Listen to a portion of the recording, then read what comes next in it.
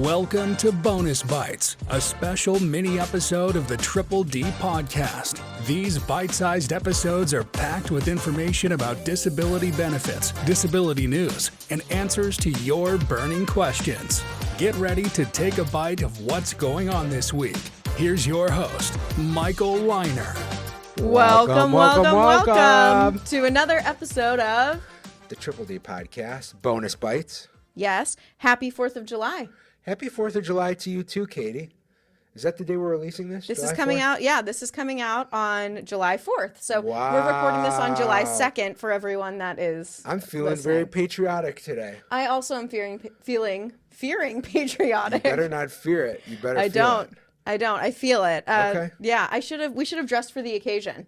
Next time. All right, there you go. Next Okay, so we have a lot of headlines to get to today, a lot of really good listener questions. A lot happened in the world of Social Security disability this past 2 weeks since our last episode. Social Security decided that the Bonus Bytes needed more material, and they've been working around the clock to provide us that material. I couldn't be more excited. I'll tell you, I think that this podcast is the first thing on their mind when they're making those changes. All day long. I think that Commissioner O'Malley is just like, I need to make sure they've got stuff to talk about. I want to take care of my boy, Michael. Well, he's a Michael Leiner stan on TikTok, I have to imagine. Absolutely. At Backwards Hat Barrister. Give Check him a me follow. out. Check me out, BHB. All right, there you go. Okay, shall we jump into our headlines then? Let's do it, Katie. Okay, so this is a big one.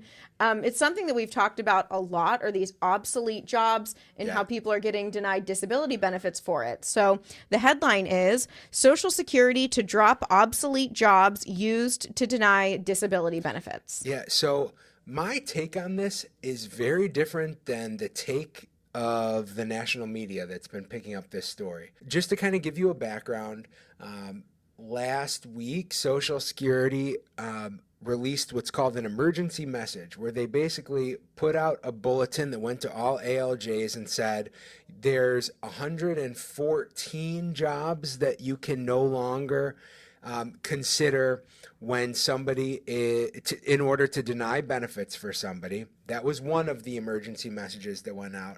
And then there was a second emergency message that went out with a list of 11 jobs. And in that list of 11 jobs, they said you need to get additional information from a vocational expert before you deny somebody disability benefits, saying that they can do these jobs. Now, here's where my knowledge of this comes in. First of all, on that first list of 114 jobs, I've never seen one of those ever mentioned or come up in a disability hearing ever.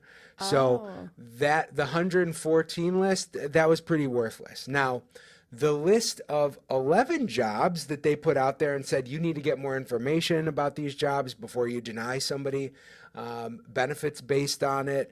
You need to ask the vocation. Now, because the federal courts are questioning whether these jobs exist, jobs like surveillance system monitor, document preparer, addresser, jobs that really don't exist anymore, and the federal courts have picked on to that. I see those all the time. Now, if you look at the New York Times, Washington Post, Wall Street Journal, all of these big media outlets that are covering this story saying they're making it easier for people to get disability benefits, the opposite is actually true. Because what they are doing is they are instructing ALJs that they need to ask questions about those jobs before they just take them as being fact from vocational expert, which does what? It creates better denials, which will be harder to be overturned in federal court. So there's a lot of people who are getting really excited about this list of obsolete jobs when really the list of jobs that are truly obsolete, we never saw those. And the list of jobs that they're saying, there's questions about these jobs, they're controversial, they're just going to make better denials that are harder to be unwound. So this really isn't a good thing for claimants. Yeah, I mean, every headline that you see is it's going to be easier for people to get approved for benefits. And Not true. That's the opposite. Not true. So Yes. it really does kind of stress the importance, though, of people hiring attorney going into those hearings so that they have someone to fight on their side. Absolutely, because a good attorney can ask strong follow-up questions and prove that those jobs are BS. They don't really exist. Okay. All right. Moving on to our next headline. So this is one that you actually covered on your TikTok, and it is Chevron Doctrine eliminated by the Supreme Court. And you called it on your TikTok the biggest shape-up of administrative law in 40 years. This sounds huge, but I'm not seeing headlines about this. It is huge. It is huge. And Social Security is just one example of where this is going to be felt. But there was a case in the early 80s that was it was a Supreme Court case, and it essentially created something called the Chevron Doctrine, where the court held that administrative agencies such as Social Security are experts in what they are administering. And so where there's a statute like the Social Security Act that we rely on to administer disability benefits to people, Social Security is going to be given deference, this is called Chevron deference, to interpret that statute. Now, as long as it was reasonable. There was a Supreme Court case this last week that basically said these administrative agencies, the intent of Congress was not to give the power to the agencies, and it took away from the executive branch, which is ultimately who oversees the agencies, and put it back with the courts and said, now we're going to interpret these statutes in a judicial manner as opposed to giving deference to the agencies themselves. Now, this is another one where I think that how this actually impacts people, they're going to be surprised. A lot of people are, crying about the end of the Chevron Doctrine and saying that this is pulling power away from where it should be and giving it to the courts.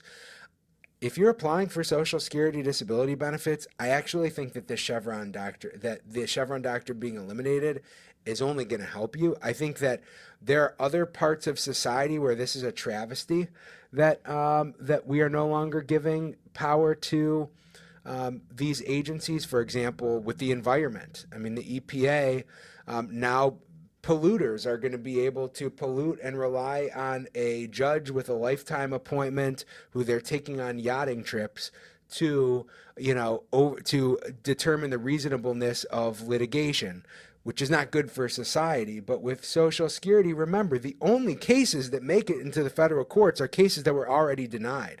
So actually, what's more likely to happen in the Social Security realm is more progressive liberal judges, when they hear disability appeals, are going to say, I don't like the way that this case was determined at the lower levels. I think that they were going too far and are being too strict in their interpretation of Social Security law. And I actually think more people might receive Social Security in light of this Chevron Doctrine going away. But this is the exception in our world here. And I'm still, I'm not necessarily celebrating this. It's something that we've got to be aware of and follow, and I'm glad that we're talking about it. Yeah, absolutely. And then moving on to our final headline of the day, Social Security in line for $500 million cut in GOP House funding bill. So this is proposed. This is proposed. And, this is nothing new here.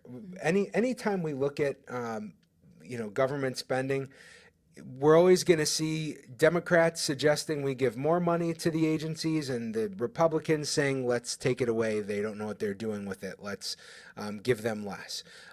Personally, what I can say is now does not feel like a time in Social Security's history to give them $500 million less than they're asking for. And the reason is because for the first time in a long time, hence why we've got so much to talk about on here now, Social Security is doing things. Things are changing, for sure. Things are changing. They are figuring out ways to move cases quicker, to be more efficient, to be more effective. And I kind of want to see what, Commissioner O'Malley would do if he was given a full budget. I think that the country would be better off for it, as opposed to taking that $500 million and sending it who knows where, just another road improvement project to create some jobs that are temporary and the road's going to, cripple up. But, this isn't a big shocker. The GOP is always going to be looking at reducing funding, but this is one where I want to say, I really wish that our politicians think about this and see all the change that's happening, which I think whether you are to the left or the right, you would agree that there's some cool things that are happening now in the Social Security world. Let's move on over to our listener question, shall we? Let's do it. Okay, my SSI says my back pay is $19,000 and my SSDI says my back pay is $33,000. Will I get back pay from both programs? This is a good opportunity for me to explain that, unfortunately, in the world of Social Security, one hand doesn't always talk to the other hand. This is one of the things that I really hope Social Security streamlines, which is at the end of a case, if somebody has applied for and is eligible at least for some period of time to be eligible for SSD benefits and SSI benefits, they have concurrent claims, they issue separate notice of award letters. The problem is when they do that, usually the answer to this listener's question is no, you aren't going to get the full amount from both. You should get that full $33,000 in SSD back pay, but because SSI is based on having limited income and resources, my expectation is that your SSI back pay is going to be significantly reduced once they become aware of how much you're receiving in SSD back pay. I really think that we need to stop giving people multiple notice of award letters. My clients, you out there in the public, you don't know what to make of this. You just have a letter that says I'm getting this and another letter that says I'm getting this, and you're probably not getting either. So they should just be the hands should start talking to each other, and you have one letter that says we have processed everything and here's what it's going to be. The total from both programs. Yeah, exactly. So, unfortunately, we don't have enough information here to give this listener an exact answer, but my guess would be no, you're not going to get that full amount. Okay. Now, would they still get some of that back pay? Yeah, absolutely. Okay. I think they'll probably get the full SSD back pay, but getting $19,000 in SSI back pay when you're getting $33,000 in SSD, it's just unlikely. It doesn't seem to fit. Okay. Moving on to our next question. This one is from your TikTok. That's at Backwards Hat Barrister. Yeah. And the question is paying into FICA the same as paying into Social Security? FICA is how you pay into Social Security. So FICA is the name for the taxes that ultimately get diverted to the Social Security Trust, the Social Security Retirement Trust, Medicare, and of course the Social Security Disability Trust. So for purposes of the way I think this question's asked, the answer is yes, it is the same. Okay, very simple. Our final listener question is from Facebook, and the question is it better to apply for food stamps while waiting for a decision on SSI application, or is it better to wait until after the decision?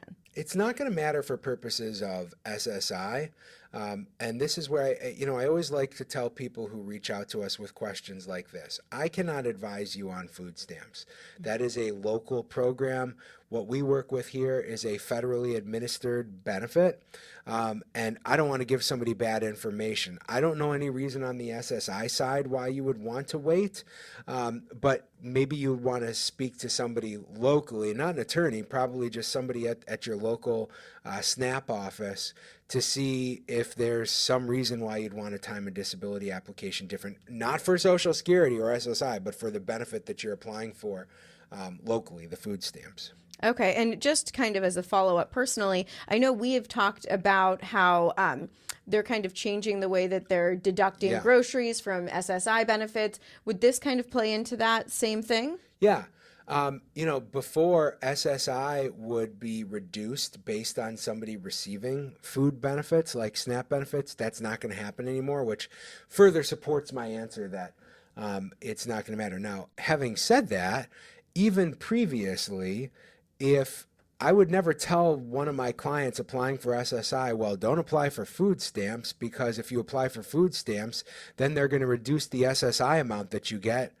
Well, how are you going to eat for 2 years if you don't have the SNAP benefits that you need? So I was never advising people to hold off, even when Social Security was considering that support. Mm-hmm. But I don't know if there's something on the food stamp side that might make them want to delay. Okay, so always better just to check with your local office about those SNAP benefits and make sure that you know everything there. Yes. Okay, well, that is it for us today. Wow. Yeah, I know. I wanted to chat a little bit about what we're releasing next week. Okay. So this is the first week of July. July is Juvenile Arthritis Awareness Month. So we're going to be focusing on juvenile arthritis and disability benefits all month.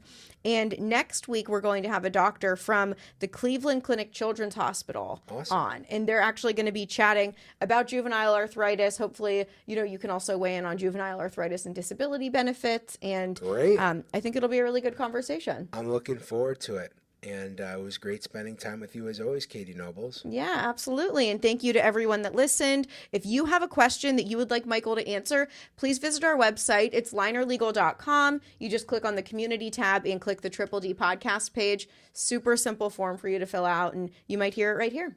And everybody have a safe and healthy 4th. All right, we'll see you guys next week. Thanks for listening to Bonus Bytes, a mini episode of the Triple D podcast. Rate, review, and subscribe, and tune in next week for more disability news and headlines.